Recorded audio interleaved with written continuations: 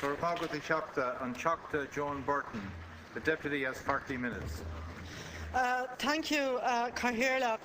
And firstly, I want to move the amendment on behalf of the Labour Party to the government motion. I do think that today is a day that will live on as a day of infamy in Irish history. It is the day when the costs and the consequences of crony capitalism Irish style have come home, and that burden is to be laid on the shoulders of every man, woman and child in this country, and indeed of future generations not yet born. Today is a day which is about socialism for bankers and socialism for developers.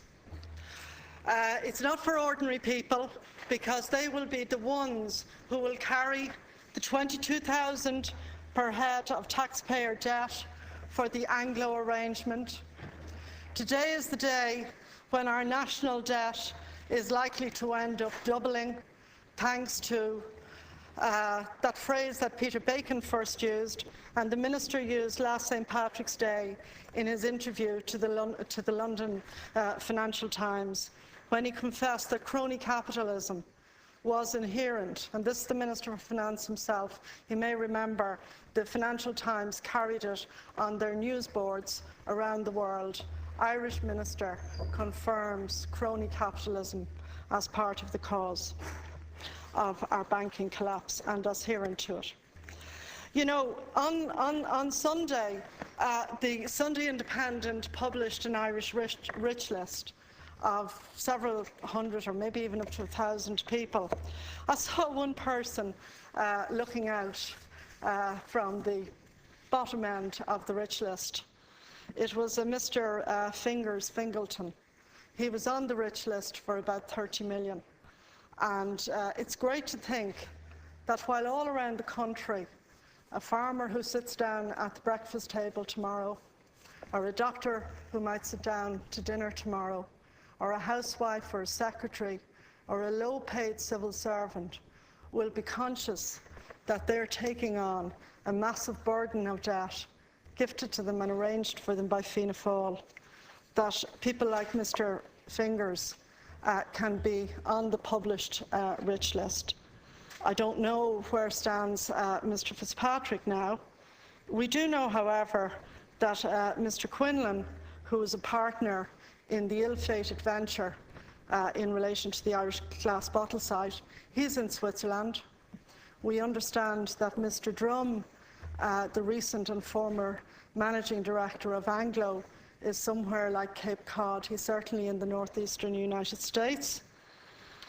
We know that Mr. Ronan, after the rumble in Ranelagh, went for a pricey weekend to Marrakesh, 60 or 80,000, and he announced after that that he was going to disappear out of view for a while. Taoiseach, do you understand why people really feel angry that, unlike in other jurisdictions, we have actually seen no justice in terms of the taxpayers taking the burden? We understand, everybody in Ireland knows, that our legal processes are slow, they have to be slow, and they have to be thorough. But how can you stand over what you are announcing for these people today in terms of a confirmed bailout, and at the same time, you know, we are giving up our schools of the future, our hospitals of the future? You know, there is so much opportunity lost that certainly on this side of the House we would like to have been able to use a fraction of this money for. And that, in a way, is the tragedy of today's announcement. And like a Shakespearean tragedy, you know, it began in hubris, and the hubris has carried on and destroyed. But in this case, it hasn't destroyed the main characters, the bankers and the developers. It's actually helping to destroy so many ordinary people. And this really, you know, is a peculiar Irish tragedy. The Taoiseach may suggest that this is a tragedy for every country in the world, and it is due to failures of international capital, new financial instruments, derivatives and so on. But Taoiseach, it's not. It is due to an old-fashioned property bust. An old-fashioned property bust that was stoked by Fianna Fáil, by a series of Fianna Fáil ministers. And I understand and I accept that you inherited something, a train that you couldn't stop when you were Minister for Finance, or indeed when you became Taoiseach. But it is painful for ordinary people. And in a previous budget statement on an emergency budget, I recall the phrase that was popular among the British and, in fact, Irish soldiers during the First World War. It was the phrase, lions led by donkeys. And this is the 6th time today that the donkeys in Fianna Fáil have asked the lions of Irish taxpayers to leave the trenches and go over the top and face the withering fire, as Irish soldiers did in the First World War, and take on the chin the mess that you have made of the banks and of the Irish economy. This is not a formal budget statement, but let us be in no doubt that Brian Lenihan today has set the parameters for every budget for years to come, perhaps for as much as a decade. Every autumn from now on, whenever a Minister for Finance will have to frame a budget, that will incorporate the true year-by-year cost of today's announcements and the previous announcements. For example, just to give you one small thing that will pop up on every Minister for Finance's agenda. You have 8.3 billion going in today into Anglo-Irish, and that's going to be, you just said, by a 10-year promissory note. That means that every year a Minister for Finance will have 830 million a year as a given item taken out of current spending and reserved for Anglo-Irish Bank for 10 years. If the later 10 billion that you've talked about has also to be provided, that will be an extra 1 billion a year. So within a few years, a Minister for Finance will face an annual current transfer for Anglo of 1.8 billion a year for 10 years. 18 billion. 18 billion. We will also have taken out 36 billion of their bad loans at an average discount yet to be confirmed of 15%. That's another 18 billion. That's 36 billion for one small specialist bank which specialised in lending to developers and builders. Not a systemic bank, very few branches around the country, a fantasy bank now with a fantasy plan that is going to be re-resurrected for small and medium enterprises. I actually think it'd be better if we could move into levels of honesty about what the future is likely to hold. There is no future for the brand Anglo. It's a destroyed brand. It's a destructed brand. It destroyed itself through greed. It destroyed itself through weak regulation. It destroyed itself through lack of compliance. So, forget the fairy stories. There is no bright future. And the people there are intelligent enough to know that. What about Irish Nationwide Building Society? That's going to get 2.7 billion, again by promissory notes in tranches of 270 million a year for 10 years. So an incoming Minister for Finance, if it's me, I will see 830 million a year for Anglo and 270 million a year for Irish Nationwide for 10 years. That's, in anybody's money, $1 billion a year. And if the extra 10 that the Minister has jotted in for Anglo is true, that'll be another $1 billion a year. That'll be $2 billion a year. And remember that in addition to all the other costs, we're facing annual costs of $5 billion a year this year for interest payments because of the rise in our costs on interest and the other elements of the packages that have to be financed. Bear in mind that as a country, this year we hope to take in something over 30 billion in revenue. So the Minister for Finance has something like 7 billion is gone out of that 30 billion. Before they think of a hospital, a school, before they pay for old age pensions, it's gone. That's the level of the financial depredations that we're in. I mean, just the figures are truly awesome. I mean, what was it that we heard about Baghdad? Was it shock and awe in the Iraq war? Well, I'll tell you, these figures are about shock and awe, and I am shocked and I am awed. I mean, I did my own table of them earlier as we were being briefed. I mean, 16.83 billion being transferred over in the first tranche, 10 developers. That's an average of 1.6 billion for 10 developers. And between the 10 developers, they have 1,200 loans. That's an average of 120 loans per developer. The total transfer over to NAMA will be 81 billion. The original was to be 77, but because of the rise in the Anglo and some small falls in AIB and Bank of Ireland, it's now 81 billion. At an average transfer, 81 billion, at an average transfer of 47%, that basically is a write-down or loss in value, black hole, whatever you want to call it, of 40 billion, roughly.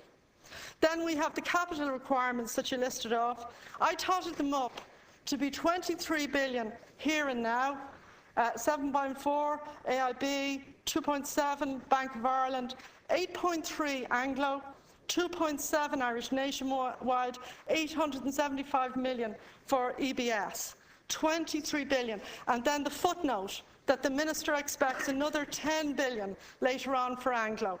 That's a total of 33 billion. 33 billion in addition to the losses to the NAMA, to the losses on the transfers of 40 billion. I mean, the figures are like Monopoly. They're like Monopoly money, not just for Irish people. I mean, Taoiseach, you talked about levels of bank debt throughout the European Union, and you mentioned figures of 300 billion. This is one little country out of 27. Can you let yourself in on the news that these figures in European terms for one small country are actually colossal?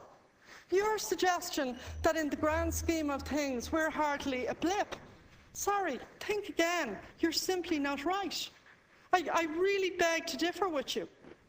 And the memory of this is going to be the top item on every budget for the next 10 years. I mean, in a way, I expect in future budgets there'll be an inspector from the European Central Bank basically sitting there in the Minister's office with a grim smile saying what can and can't be done.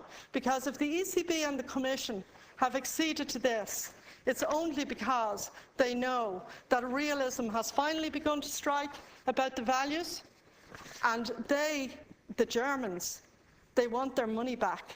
They may have been foolish in lending to Irish banks, but Frau Merkel wants her money back. That's what today is about. Frau Merkel wants her money back, and this is Brian's arrangement to give her money back. I mean, there will be a historical loss of national financial sovereignty that will infuriate all who value with pride the independence of our nation.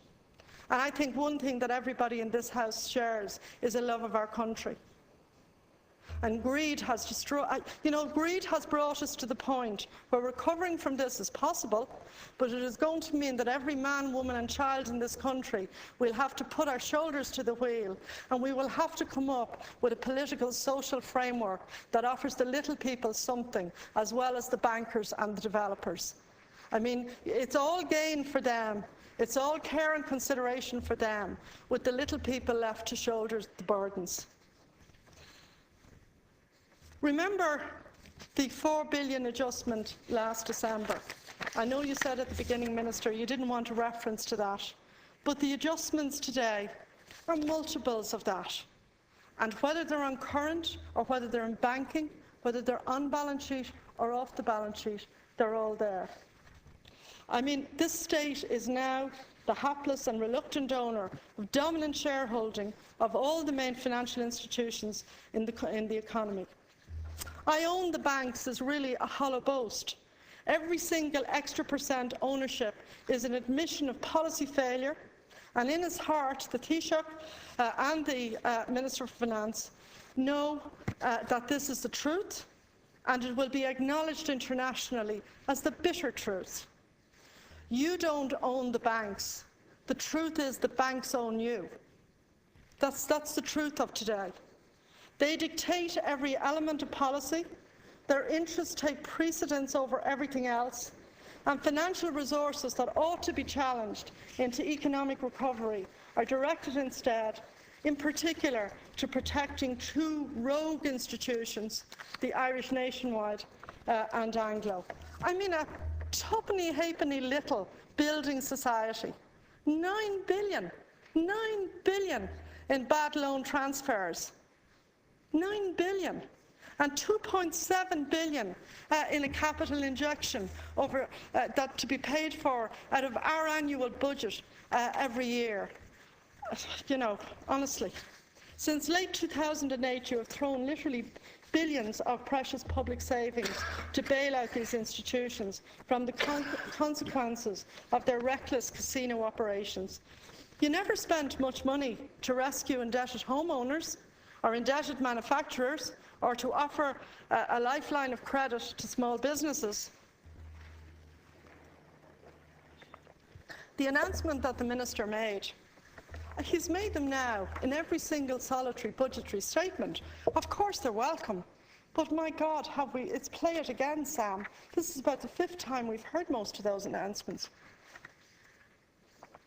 We heard in at least the last 2 budget statements about arrangements for people from Enterprise Ireland and so on to visit and commune with the bankers and tell them how to get credit flowing again. We heard several times before the 100 billion for innovation, the 100 billion for green projects and so on. I mean, you know, this is recycling. Thank you, Taoiseach. It is recycling, but we've heard it before. You devoted the entire stock of Family Silver, even the curtains and carpets, to these banks because they told you that they were too big to fail. And you were panicked into believing them by their sinister threat to unleash Armageddon should you refuse to give in to them, in particular Anglo and Irish Nationwide. Today is really endgame day. The endgame in chess is when there are only a few pieces left on the board and the remaining pawns take on a special importance. Well, we are close. We are certainly close to endgame in this protracted chess game that has gone on for 2 full years now, 2 full years, since the fateful St. Patrick's Day massacre of the Anglo-Irish share values in March 2008. The event that triggered the unwinding of that bank's business model with all of the consequences we now experience to our cost. Now, I just had a look back, and on St. Patrick's Day of 2008, Taoiseach, I understand you were in Vietnam on the annual St. Patrick's Day trips, and afterwards you went to Malaysia. And at that time, if you remember, the country, and presumably Fianna Fáil, was intensely embroiled in the future of the then Taoiseach, Bertie Ahern, and whether or not he could continue in politics. I mean, was that the reason that you took your eye off the ball that St. Patrick's Day and afterwards? The share price of Anglo had collapsed. That was the time for the regulators to go in and take that bank and sort it out. Had you done that, the collapse of the other banks might still have happened, but it would not have happened to the same degree. You lost a valuable 6 months. You remember, you became Taoiseach designation, you became Taoiseach, people went off to the country to celebrate, and we then segued into the night of the guarantee. But in many ways, the downfall of Anglo lay in this complex series of transactions that the Quinn family group, took a 28% position in the shares in Anglo-Irish Bank through contracts for difference. 2 years earlier, Taoiseach, you and I had a rather bad-tempered exchange about contracts for difference when I warned you about turning the Irish Stock Exchange into a casino for casino capitalism. But it seemed like good business. You wouldn't even put a 1% stamp duty on it. You withdrew the notice about the stamp duty that the Revenue Commissioners had drawn up. So Quinn Insurances, can I just remind you, according to the public records, that on the 24th of April, you went to a dinner at Heritage House on Stephen's Green, the then and maybe current headquarters of Anglo-Irish Bank. So you cannot have been unaware that at that stage the shares in Anglo had collapsed in value. Your people in your Department of Finance, the regulator, the central bank, they all had to know. They're not incompetent. They had to know. They mightn't have great knowledge about banking in some cases, but they had to know that the share price collapse of the third largest Irish bank, bidding perhaps to be the first or second largest Irish bank, had collapsed. And we have no explanation yet as to what, who knew what, when, and to what extent you were briefed, and to what extent you knew about it. But in my view, you know, you're a clever person, you are a diligent politician, you had to know. And the organisations that reported to you as Minister for Finance had to know. So with the guarantee on September the 29th, with the nationalisation then of Anglo-Irish.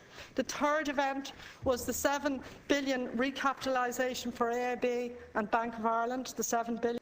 We then had another 4 billion went into Anglo, lost. Then we had NAMA and all the stuff that went on about NAMA.